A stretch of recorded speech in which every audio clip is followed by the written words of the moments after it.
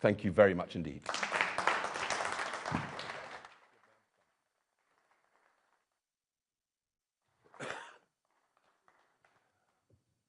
Nadhim, thank you and welcome on board. Right, we have the usual list of questions, beginning with Ian Watson from the BBC.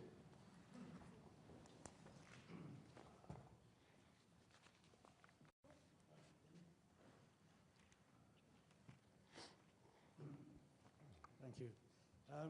First question to Nadhim Zahawi. Obviously, nobody doubts your acumen as a businessman, but you were sacked as Conservative Party chair for your tax affairs and what you said about your tax affairs. Do you really provide the right image for a party that's meant to be anti-establishment? And to Nigel, I can ask you as well. Today, on substance, today the Labour Party is introducing necessary legislation to give people parental rights from day one in the job. Is that something you would reverse if you came to power? And on another topic today, Ofcom in the past 20 minutes has announced that it is investigating Grok X. Do you welcome that investigation? Thank you, Ian. I wrote a book about my time in government and about my final chapter, my departing government as chairman of the party. I built a great business in YouGov, and at some stage HMRC decided that I needed to pay more tax on that business, which I did. I had a choice, of course, by the way, which is to instruct my accountants to challenge HMRC, but of course they were reporting into me as Chancellor, and that's why I decided actually the appropriate thing to do was to settle. The mistake I made is not to be specific about the settlement in my declarations to the Cabinet Office, and I deal with that in detail in my book. And I absolutely think that politicians should be held to a higher level of accountability, but I shouldn't be precluded from doing the right thing via my country, and I think I've got a set of talents and experiences that I can lend the team that Nigel's building to be able to get this country back on track. Yeah, it's the big difference really between here and America. And by the way, America's growing at 4.3%. That was the last figure we saw, and we're not growing at all. And in America, we accept that people have companies that fail. In fact, most successful Americans boast about how many failures they've had. And I saw Leila Cunningham being attacked by the media because a couple of her investments in firms haven't worked. So what? You know, that's what it's all about. She risked her money. Some you win, some you lose. And there's nobody with a complex business empire that does not have to have negotiations at some point with HMRC. That is how the world works. And I'd much rather have Nadhim, who's been through that experience and come out the other end. And he could have just gone abroad. He could have just disappeared for a few years and not paid any tax, which, by the way, increasingly is what people are doing. So, yeah, you know, we've got a very, very broad range of people in this party, but I'm pleased to say we've got several people in the upper echelons of reform who've been successful in business, unlike the government, where not one of them has. I'm all for parental rights. It's just all about what that balance and relationship is with employers. And I think, you know, what we've seen with the employment rights legislation thus far in this government is employer after employer saying, we will take on fewer people.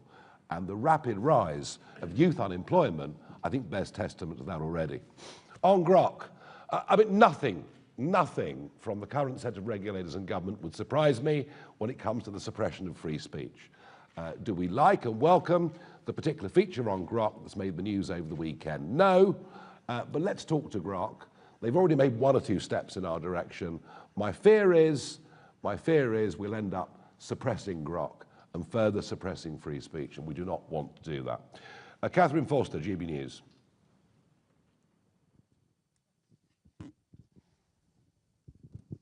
Thank you, Catherine Forster, GB News. Nadhim Zahawi, a few years ago, you tweeted, "I'm not British born, Mr. Nigel Farage. I am as British as you are.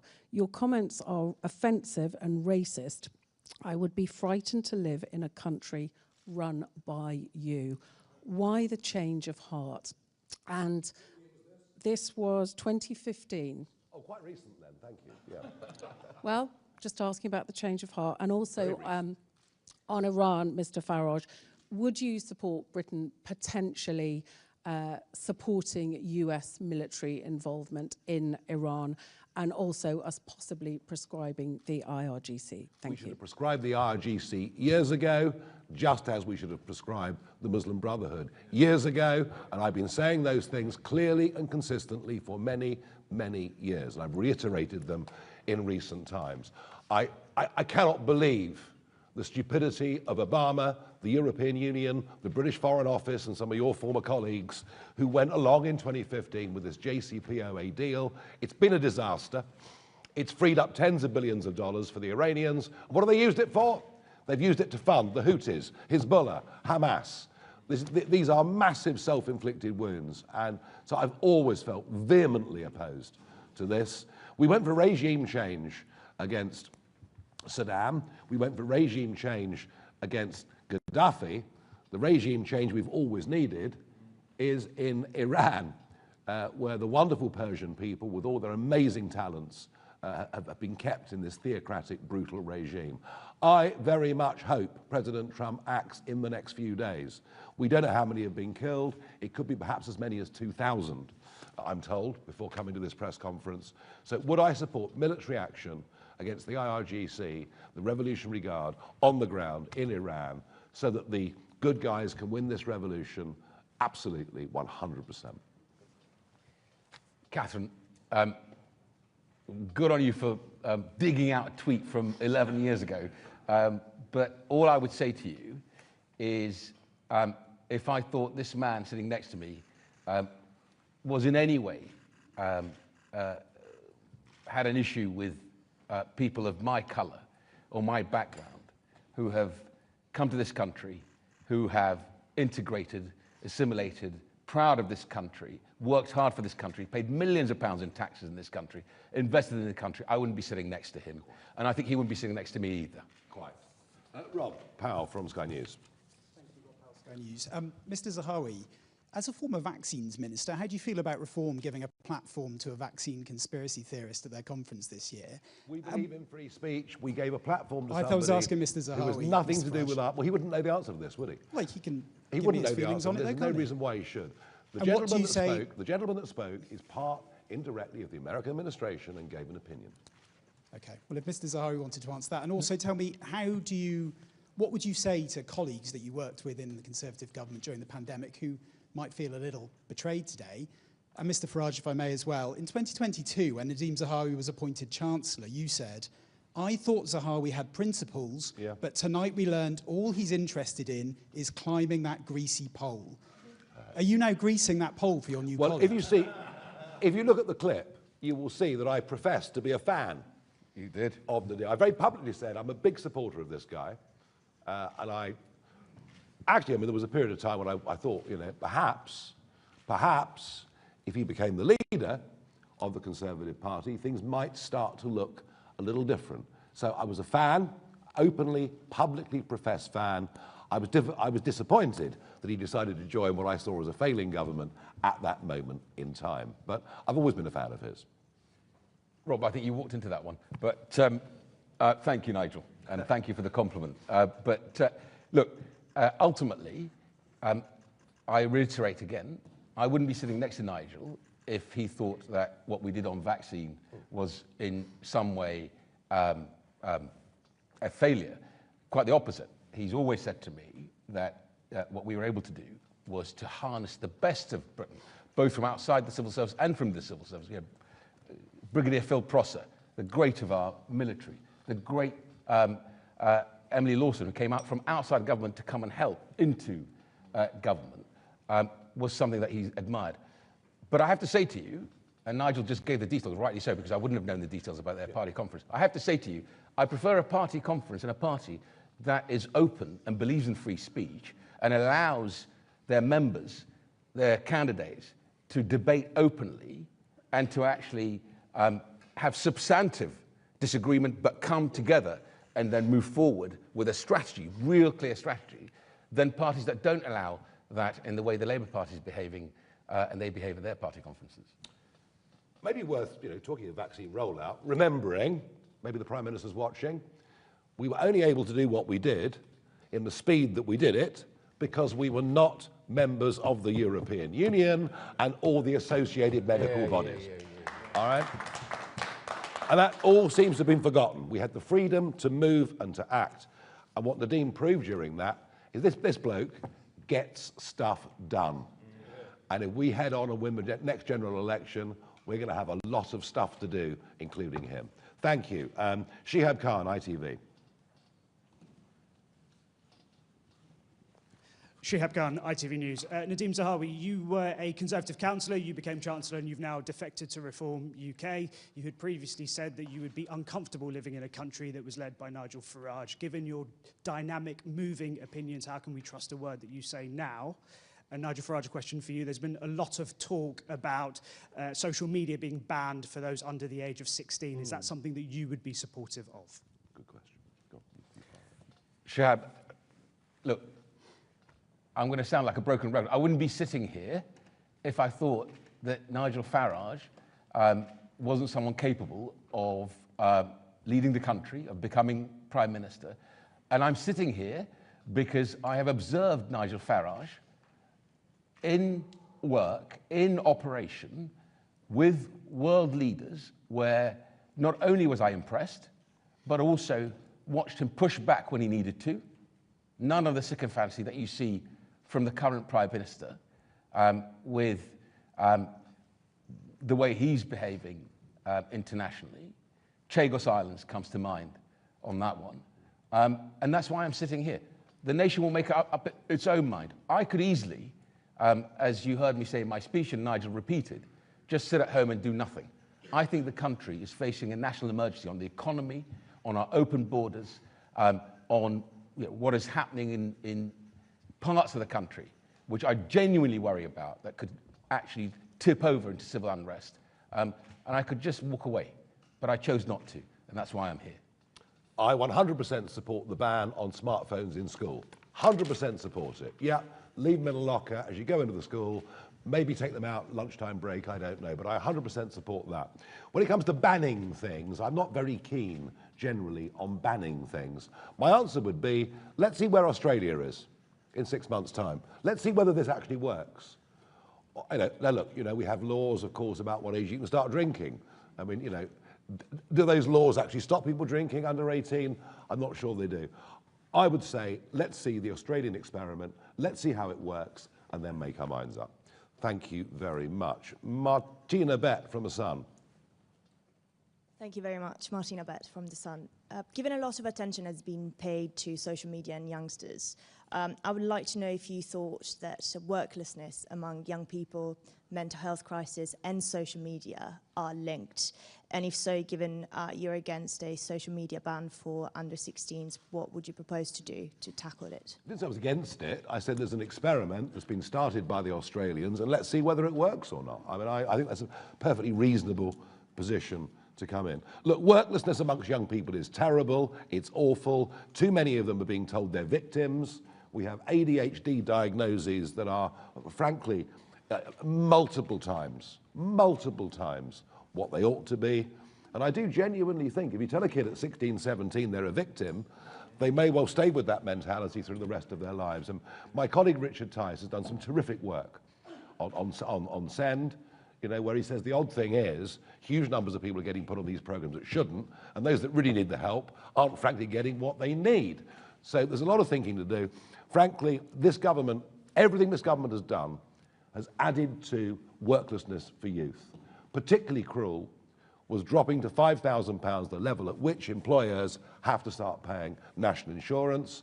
And yeah, great, to put up minimum wage for youngsters by 20% sounds wonderful, but you add the cost of that, you add the cost of NI, you add the cost of everything else in a business, and there are many tens of thousands fewer people out of work, young people out of work now than there were this time last year.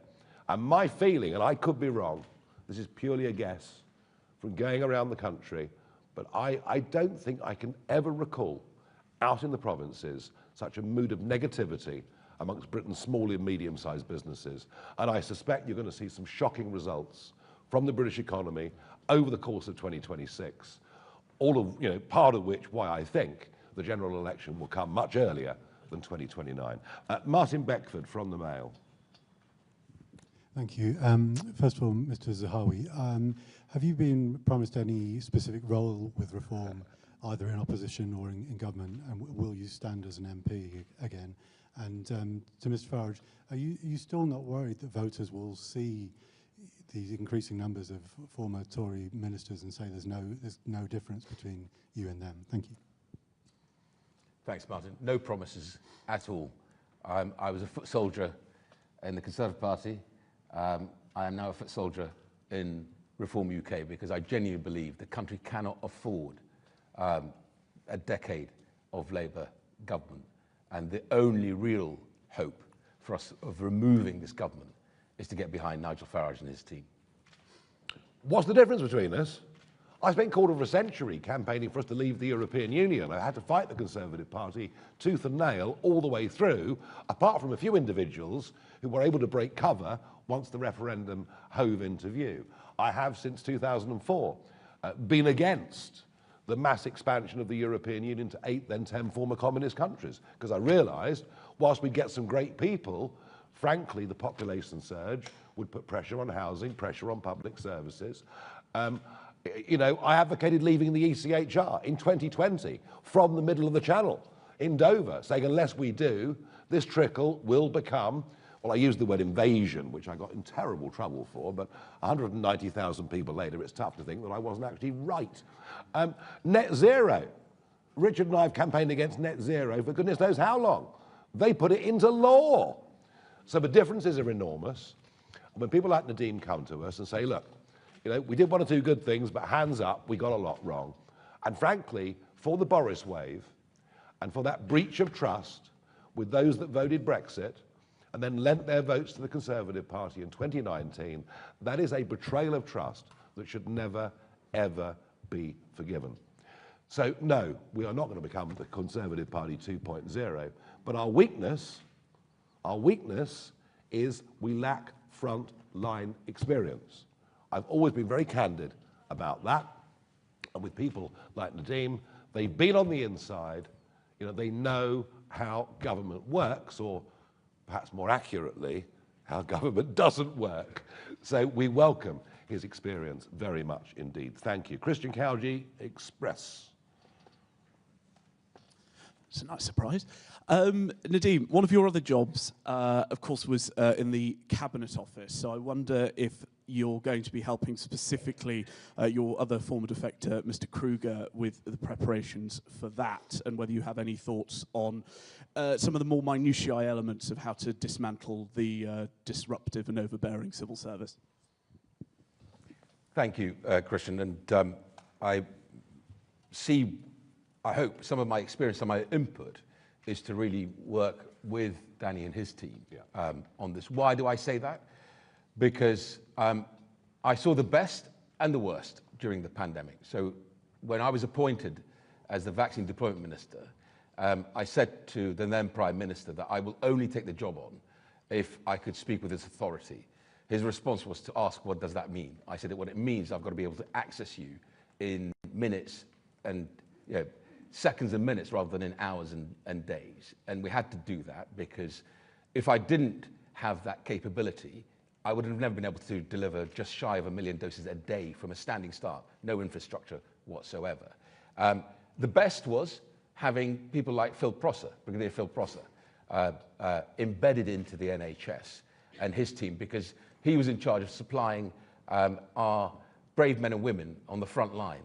And there is no excuse. You can't be, half an hour late when you have to deliver bullets and life-saving equipment to the front line of our military. Emily Lawson, who came from outside of government to actually fix things inside the NHS and then take on this role. Ruth Todd, who we pulled out of the Ministry of Defence. She was in charge of the supply chain for our nuclear submarine. I can tell you, all the manufacturers were frightened of Ruth more than anybody else, any minister or anyone else. It's putting that sort of team together. The difficulty is, what I said in my speech, is you get the shrug of the shoulders and saying, it's too complicated, too complex, and we can't really do much about it. And ministers don't have the experience and the confidence to be able to say, no, let's sit down, I want to see the evidence. You know, what I just heard from Nigel fills me with even more confidence when he answered the question about the 16-year-old and ban on social media. Let's see the evidence from Australia. Evidence-based strategy in business or in politics tends to deliver better outcomes, success, right? When we move away from that and start playing politics and start playing, oh, well, Minister, you can make an announcement tomorrow, but it's just an announcement to sort of get you out of the way, then things go wrong. One of the other jobs, of course, that Nadhim did for the Conservative Party was to be the chairman of it and to raise a huge amount of money. And we're hoping he'll do much the same for us, amongst other things. Sorry about the pressure, but there we are. Tony Diver from The Telegraph. Hello, Tony Diver from The Telegraph. Mrs. Zahawi, on this point about COVID vaccines, I hear the point about free speech, but the doctor previously mentioned told Reform's conference that the vaccines that you rolled out may have caused the King's cancer. And he was described by David Bull as someone who worked with him to write Reform's health policy. So do you reject those views? And if they have shaped Reform's health policy, will you try to change it? I think you'll find David Bull actually spoke about vaccines on Friday night at our event that we held down at the Excel Centre with just shy of 3,000 people launching our London campaign. And I think you'll find, if you look at what Dr. David Bull, our chairman, said, how proud he was of the work actually for centuries that London had done and led the way in with vaccines. And as Nadhim said previously, you know, we get all sorts of speakers from all over the world, some of whom have different opinions. Can I just come in, Tony? Please. I expected more from you, right? That was a really stupid question, right? And it doesn't even deserve an answer. So try again next time. Right, Dan Bloom, Politico. I'm the nice guy here, you know, I mean... Thank you, Dan Bloom from Politico. Mr. Farage, I heard what you said there on Iran. More generally, when it comes to sort of Donald Trump's worldview, he's obviously, you know, in some ways becoming the sort of interventionist president overseas. Do you feel that him being the sort of the world's commander-in-chief more generally is not a thing that you would agree with? And Mr. Zahawi, I will try one more time with a stupid question. Did you seek any assurances from Mr. Farage or anyone else about Reform's policy on vaccines before you joined? Right, let me take that again. I still think it's a stupid question, and I'll tell you for why. I know you want to persist on this because you just heard from the leader of the Reform Party that David Bull spoke about this and was very clear on this, and you're still going on about, you know, were vaccines efficacious or not. I would not be sitting here, nor would Nigel be sitting next to me, if we didn't agree that we did the right thing for the nation to get the vaccine program to the success that it achieved, the fastest vaccine rollout in Europe, if not in the world. And so that is why I think it's a stupid question. Okay. If Donald Trump is knocking out the brutal leaders of Venezuela, and let's hope Iran, and thereby taking away the greatest allies that the Chinese Communist Party and an increasingly dangerous-looking Vladimir Putin, if that's what Trump is doing, I would argue very strongly he's doing the world a favour. Thank you very much indeed. Let's go to Tim Stanley, Daily T.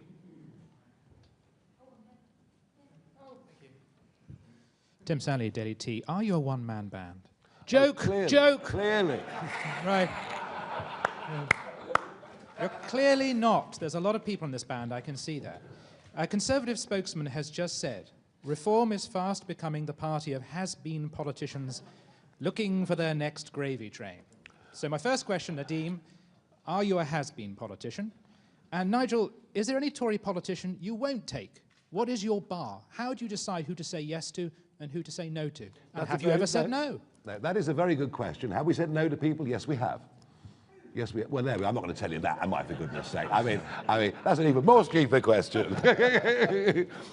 Look, we want people who believe in what we're doing, and the reason I was a fan of this guy, and rather hoped he would become the leader of the Conservative Party, is I could see, you know, on some of the really tough issues facing this country that others would rather simply brush under the carpet, like extremism, as you mentioned in your speech earlier, that this was a guy that had the conviction and that actually wanted to do it. So, you know, before the next question comes, yes, there are plenty of people in the Conservative Party currently talking to me, and some might fit and some really might not fit. But they all can see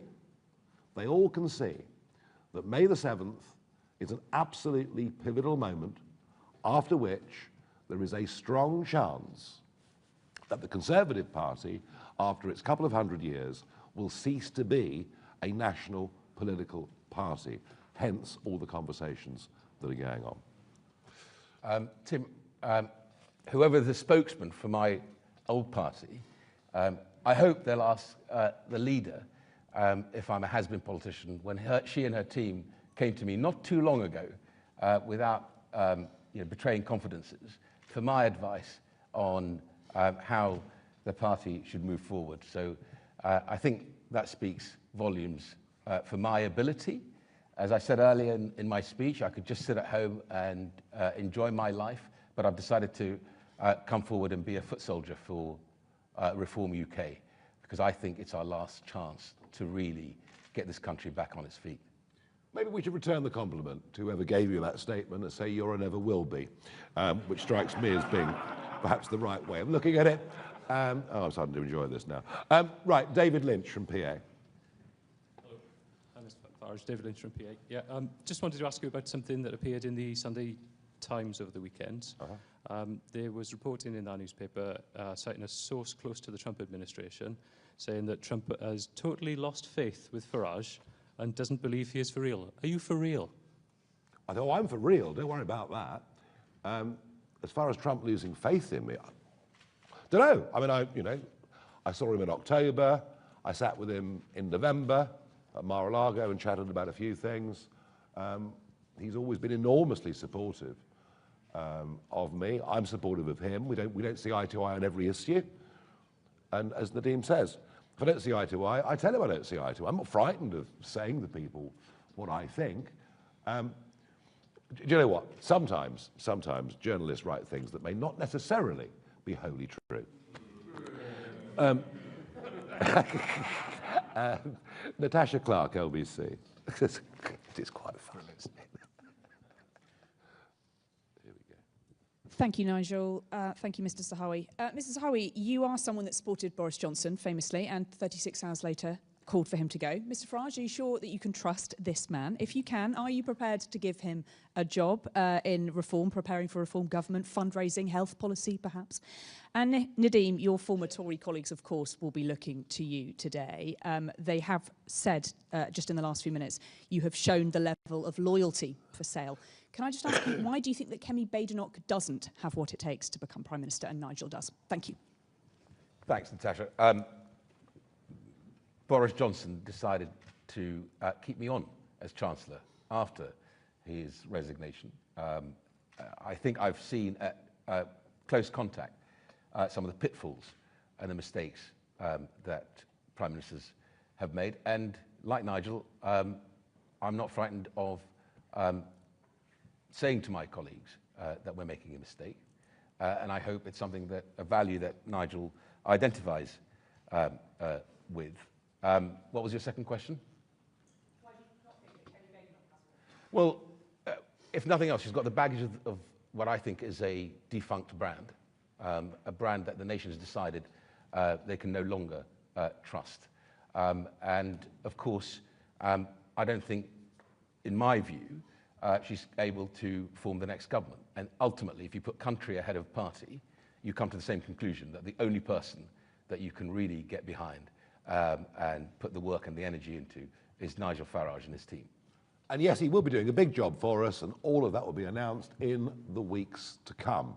As for loyalty, well, if he's disloyal, you'll find that we deal with things very much more effectively in Reform UK. Well, I do mean it, actually, but I don't see it being an issue, honestly, I don't. And that's the only thing I ever asked for. The only thing I ever asked for as leader, in all the years I've done politics, the only thing I asked for is loyalty. If you want to disagree with me, you want to shout at me, you want to throw things at me, I really, really, really don't mind. But we do it behind closed doors.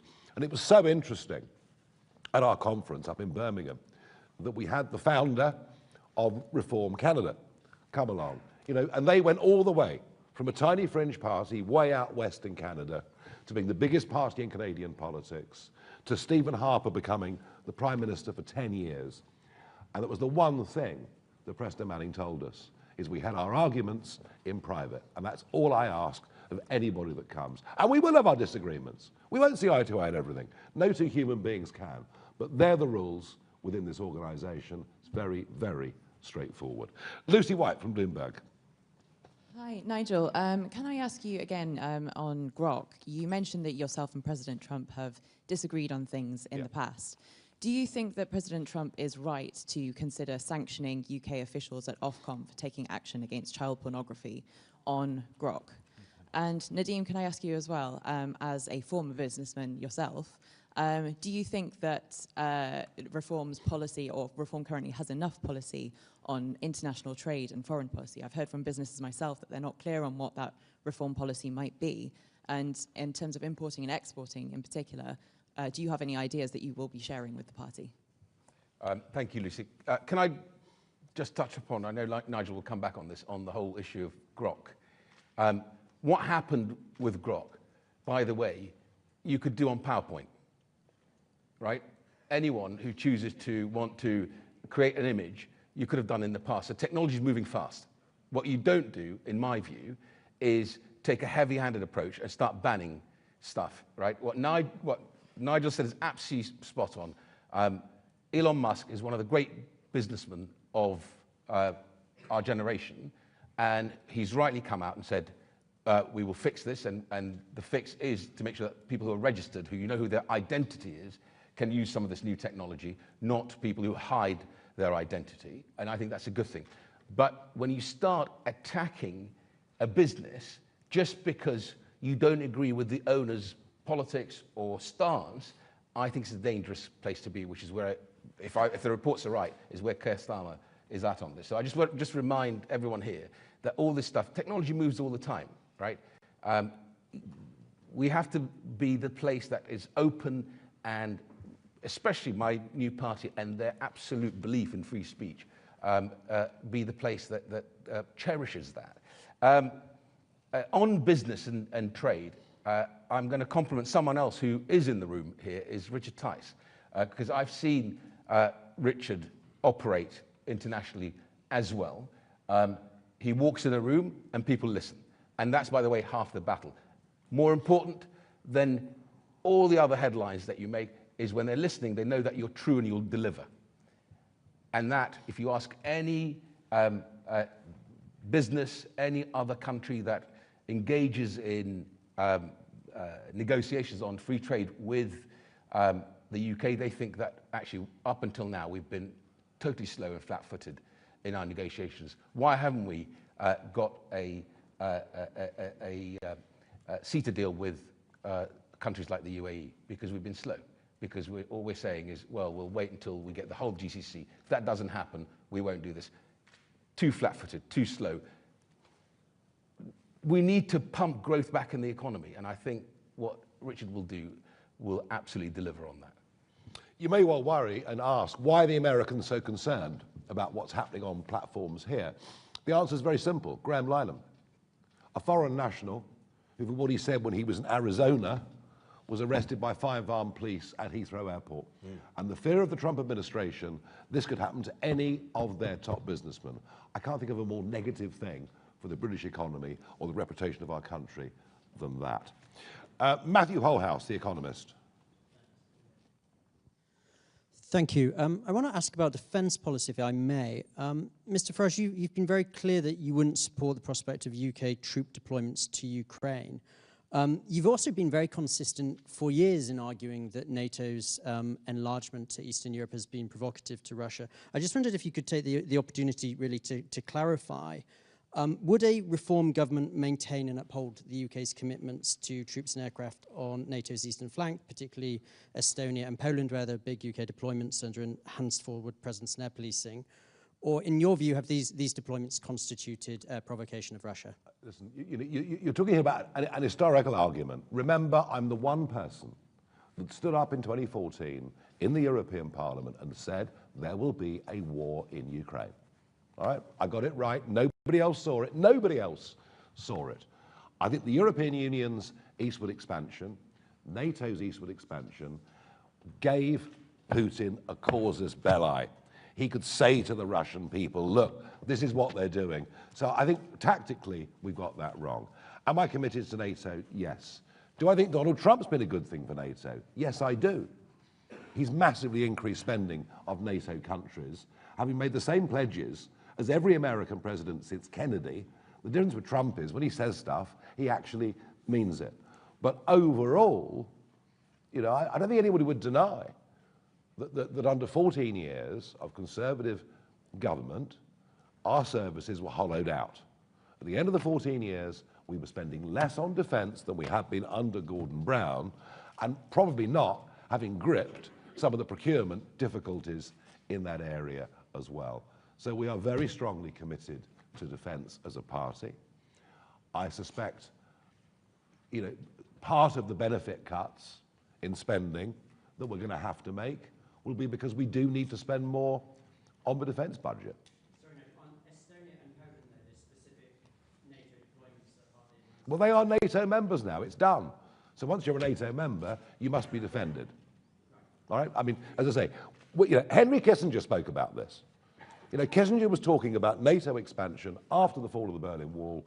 These debates have been going on right back to sort of 1991, 1992. They're not, but frankly, whatever my historical position on this, it's not particularly relevant for where we are right now, and Putin does appear to be increasingly dangerous, is my take. Anna Gross, Financial Times.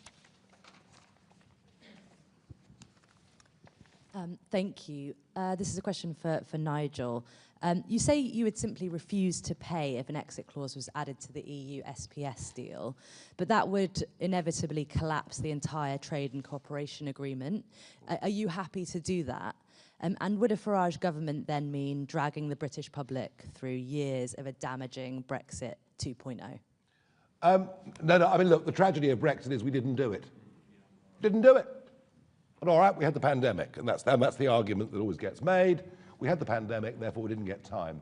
For Keir Starmer to realign with single market rules is easy because we never ever took the opportunity or the potential advantage of moving away from it. So I'm absolutely furious at both of them. But look, you're presupposing that Starmer would sign up to something as treacherous as this. I'm sure he won't do it. Thank you. Let's go on to Jay Merrick at the iPaper. Can I ask who approached whom in this conversation? Did Nadhim ask you? And are you having more conversations with former members of Boris's cabinet to defect? And then secondly, on Iran, what do you think Keir Starmer should actually do? Would you like to see the RAF involved in any military action there? Thank you. Well, I mean, I suspect Keir Starmer will do absolutely nothing. Nothing. I don't know what his view on the JCPOA deal was at the time, but given that it was favoured by the international community, he would have been in favour of it. So he probably wants to keep the mullahs running Tehran. I just don't know. Having conversations with all sorts of people, Jen, as I said earlier, there is a growing realisation that May the 7th is it is not only the most significant electoral date between now and the next general election, but it could well be a day that reshapes politics in a way that, frankly, on the centre-right has not been seen ever, frankly. Nigel and I have known each other for a very long time, and I think it's when our very good mutual friend, Nick Candy, decided to support Nigel was the beginning of our conversations together. Nick has done a phenomenal job, by the way, in raising some of those millions for you, and I will see where I can help as well. But in December, I allowed my membership of the Conservative Party to lapse because I wanted to reflect. And over the Christmas period, I came to the conclusion that genuinely the country faces a national emergency. And if, as I've always done through my life, because what this country's given me, I wake up every morning, I have to pinch myself to think how lucky I've been. And you need luck, by the way. Any businessman who tells you otherwise is either lying to you or naive. How lucky I've been to have been allowed to be in this country and to become British. Then you'll come to the same conclusion that we need this government out. If you want this government out, there's only one choice. And my colleagues will have to reflect in my old party. And I think, as Nigel just said, the local elections are going to be a very big moment for reform and for the future of this country. Yeah, we're getting there. Robert Hutton, the critic. Hi there.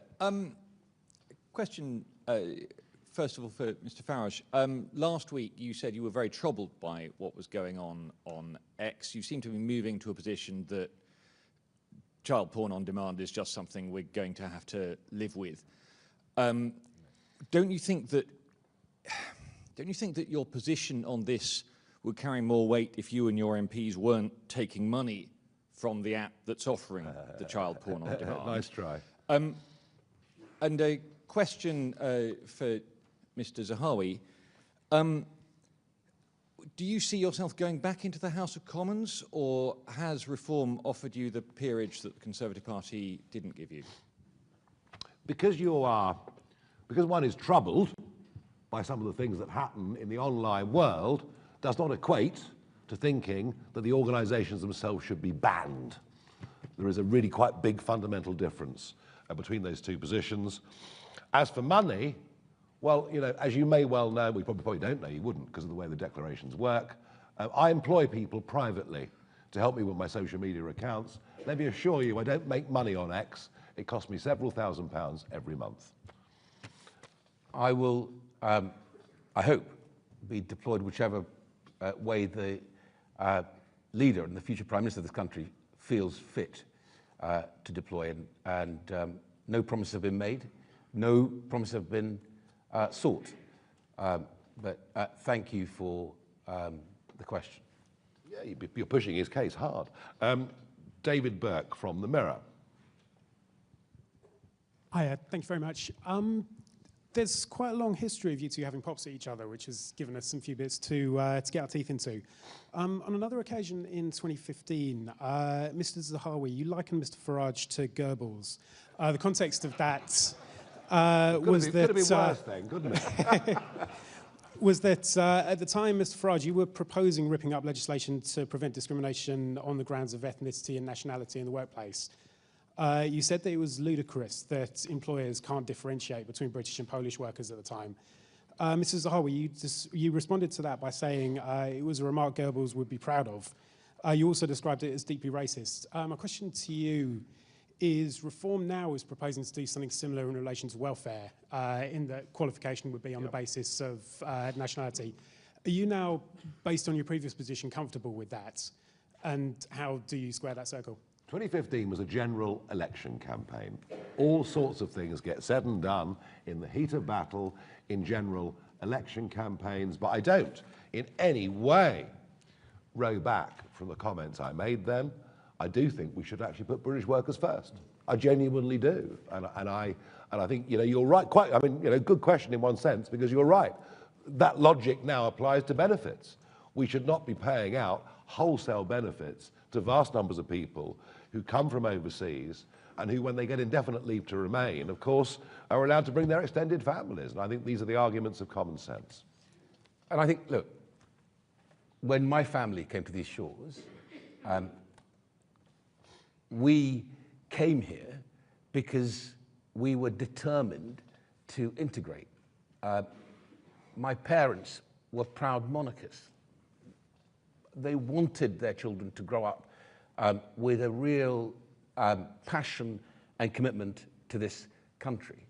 What has happened, in my view, in recent years, with, dare I say, the sort of the Treasury orthodoxy that all immigration is good for the economy, has completely distorted the cultural life of this country, the fabric of this nation, and the economy. You know, we should be focusing on GDP per capita on people contributing. And now when I travel around the world and see countries who do it well, who bring talent, if you're willing to bring your millions of pounds to this country, we're going to welcome you in reform, right? If you're willing to come here and build an AI business or a manufacturing business, whatever you're going to build, we're going to welcome you. If you're a net contributor, we're going to welcome you. But what has happened is that all was swept aside and everything was about, let's just open the doors because the modeling says the bigger the influx, the bigger the GDP. Not true. And that is, for me, is where the evidence has led. And when you see the evidence, you change your mind. We have seen the evidence. 2 more questions. Ben Quinn from The Guardian. Thank you. Mr. Zahawi, does this defection come with a personal donation from you to Reform? And you mentioned Shamima Begum in your remarks at the beginning. I think Mr. Farage surprised a lot of people last year, suggesting that she could be allowed to come back to the UK. Are you on the same page? And lastly, we're now at 34 people who've levelled accusations of anti-Semitism and racism. Can they all be dismissed as fantasists or political operators? 34 people, and that's to both of you, please. Thank you. You know, even the quotes that have been read out today of things that Nadhim might have said about me in the 2015 general election campaign just shows you that actually these accusations of racism, isms of all kinds, get thrown around every single day. In fact, they get thrown around so much that, frankly, they almost become meaningless, I'm afraid.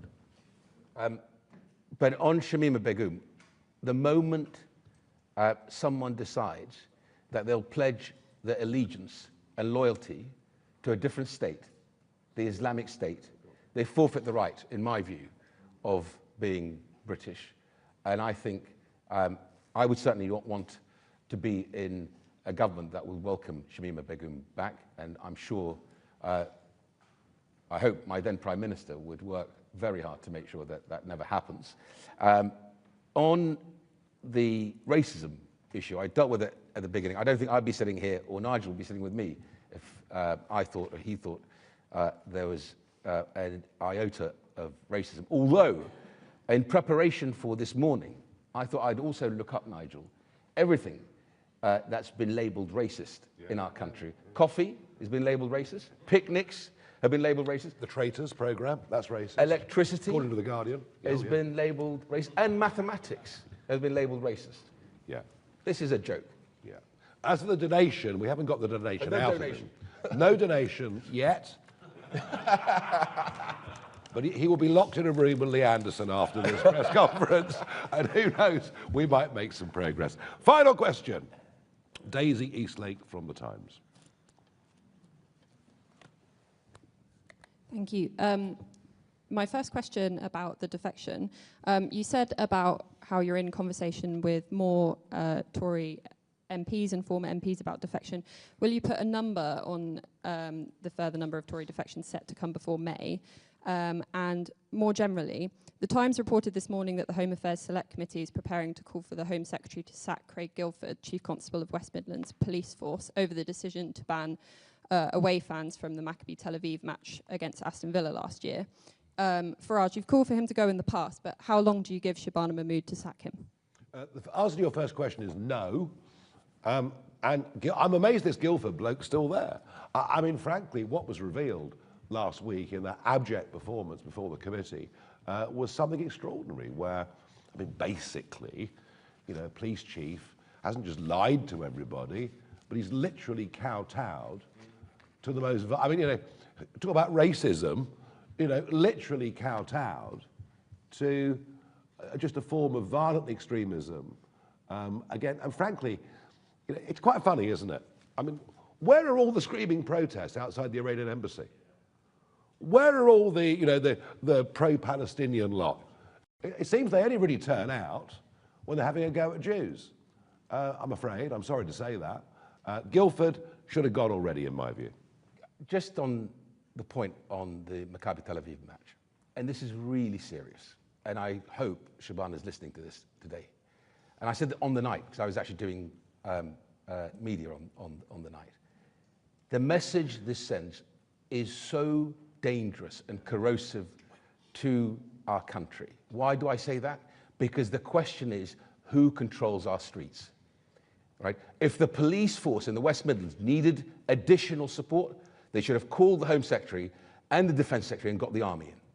Right? No way should we allow Islamists, thugs, and terrorists to feel that they can have control of our streets. And if she doesn't act today, she's going to have a serious problem, in my view. Genuinely, I say this to you. Thank you very much indeed, everybody.